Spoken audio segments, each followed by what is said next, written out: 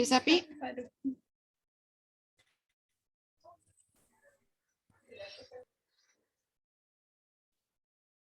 Bismillahirrahmanirrahim. Assalamualaikum warahmatullahi wabarakatuh.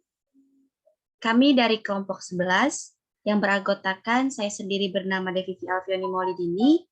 Lalu ada rekan saya yang pertama ada Hasna Afifah Nur Aini dan rekan saya yang kedua ada Lindawati. Di sini kami akan memaparkan materi mengenai peradaban Islam di Amerika Serikat. Langsung saja. Slide pertama mengenai kondisi demografi di Amerika. Amerika merupakan negara republik berbentuk federasi dari negara-negara bagian yang terbentuk dari 13 koloni bangsa barat di Amerika Utara. Amerika sendiri memerdekakan dirinya pada tanggal 4 Juli 1776, mempunyai luas wilayah 9,83 juta kilometer persegi dan mempunyai jumlah penduduk 309 juta jiwa. Sejarah awal kedatangan Islam di Amerika.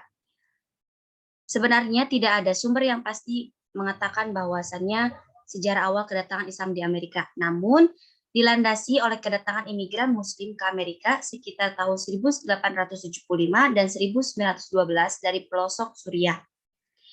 Diperkuat dengan adanya tanggapan bahwasannya John L. Esposito mengatakan bahwasannya kedatangan imigran Muslim pertama ketika para bangsawan Eropa mendatangkan budak dari Afrika dan 1/5 budak yang datang mereka beragama Islam. Orang Arab yang pertama kali menginjakkan di Amerika adalah orang yang tergabung dalam keluarga Wahab pada tahun 1717 sampai dengan 1790. Ia merupakan orang yang taat pada Allah dan tidak memakan daging babi. Slide selanjutnya.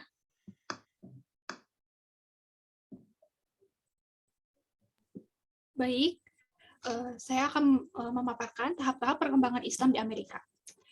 Orang Amerika pertama yang beragama Islam yaitu Reverend Norman. Dia ini seorang misionaris gereja Metodis pada tahun 1870 Masehi. Selanjutnya adalah orang Afro-Amerika, yaitu Muhammad Alexander Russell Webb, yang menjadi Muslim pada tahun 1887 Masehi, ketika bertugas sebagai konsul jenderal AS di Filipina.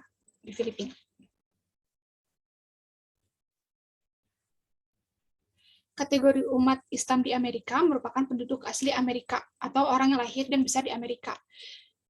Lalu merupakan orang-orang yang menetap di AS sementara dan juga imigran yang berasal dari kurang lebih 60 negara.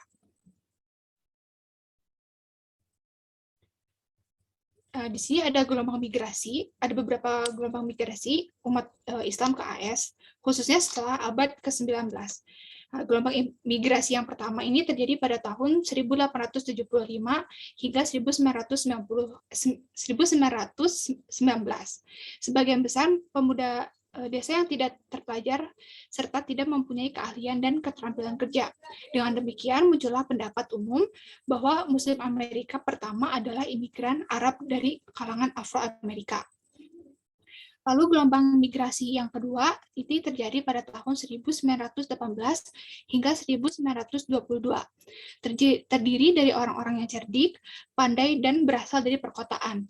Kebanyakan dari mereka merupakan kawan atau kenalan imigran yang terlebih dahulu sudah menetap di AS atau bahkan saudaranya sendiri. Lalu gelombang migrasi yang ketiga ini terjadi pada tahun 1930 hingga 1938. Hingga akhir Perang Dunia Kedua tidak terjadi gelombang migrasi lagi sehingga tidak terjadi pertambahan populasi Muslim di Amerika Serikat. Hal ini disebabkan oleh terjadinya pembatasan imigran Muslim di Amerika Serikat. Lalu ada gelombang migrasi yang keempat yang terjadi pada tahun 1947 hingga 1960, yang ini datang ke AS ini sebagai pengungsi maupun alasan ideologis untuk mencari kehidupan yang lebih baik. Adapun yang datang ke AS dengan tujuan untuk mendapatkan pendidikan yang lebih tinggi lagi, sehingga memperoleh kesempatan kerja yang lebih baik lagi. Lalu yang terakhir, gelombang migrasi yang kelima ini terjadi pada tahun 1967 hingga sekarang. imigran ini pada gelombang ini imigran yang datang pada gelombang ini karena alasan ekonomis dan alasan politis. Dunia Arab pada tahun-tahun ini mengalami penderitaan karena pertikaian dengan Israel atau politik lainnya.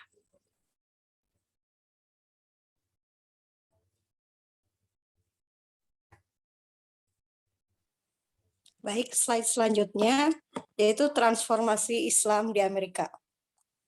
Transformasi Islam yang dilakukan oleh Imam Wahid dan Muhammad mengalami keberhasilan sehingga diterima oleh masyarakat Muslim dunia.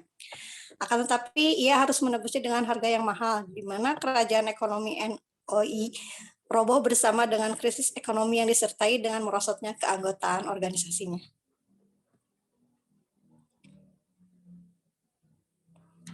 Alasan sejumlah warga Amerika yang memeluk Islam antara lain, satu, Islam sebagai agama yang memberikan tuntunan arti hidup, petunjuk bagaimana manusia hidup di dunia, serta bagaimana mempersiapkan kehidupan untuk di akhirat. Yang kedua, Islam agama yang tidak membedakan manusia berdasarkan ras, warna, kulit, pekerjaan, dan lain sebagainya. Yang ketiga, Islam sebagai ajaran yang memberikan kehormatan harga diri, semangat kerja, dan menanamkan persaudaraan sesama Muslim dimanapun. Peluang potensi usaha dan tantangan pengembangan Islam di Amerika. Peluang pengembangan Islam sama besarnya dengan tantangannya.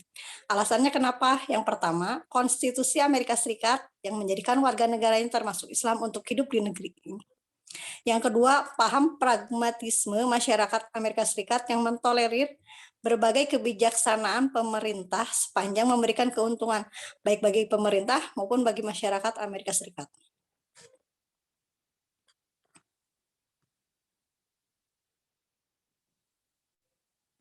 Dari sejak tahun 1986 sampai sekarang disebut tahap dakwah. Sebab tidak pernah berhenti untuk mempromosikan Islam. Masyarakat Islam di Amerika Serikat telah mempunyai organisasi yang mewakili dan memayungi semua organisasi bukan saja di Amerika Serikat, tetapi juga di Kanada, yaitu ISNA. Berdirilah International Institute of Islamic Thought, merupakan organisasi yang berdiri dalam organisasi keilmuan. Tujuan utamanya adalah untuk mengembangkan pemikiran Islam serta islamisasi pengetahuan sesuai dengan disiplin ilmu kontemporer. Kondisi umat Islam di Amerika saat ini. Semenjak 11 September 2001, sebuah tragedi yang mencoreng nama baik Islam, yaitu di WTC, Pentagon, maka citra baik Islam pun menjadi buruk. Bahkan sempat warga Muslim yang berada di sana diam di rumah untuk bersembunyi menutupi identitas aslinya, tidak melakukan kegiatan keluar rumah. Tapi berbeda dengan sekarang, Islam menjadi agama yang berkembang sangat pesat. Islam dapat berkembang pesat di Amerika karena di sana menjunjung tinggi kebebasan untuk memeluk beragama. Kebebasan untuk beragama. Banyak masjid-masjid yang dibangun, selain itu pun banyak kedai-kedai makanan halal yang makin banyak. Mungkin itu, terima kasih. Alhamdulillah kita telah berada di penghujung materi. Sampai sini, mohon maaf apabila banyak kesalahan dan kekeliruan. Saya akhiri, billahi taufiq wal hidayah. Wassalamualaikum warahmatullahi wabarakatuh.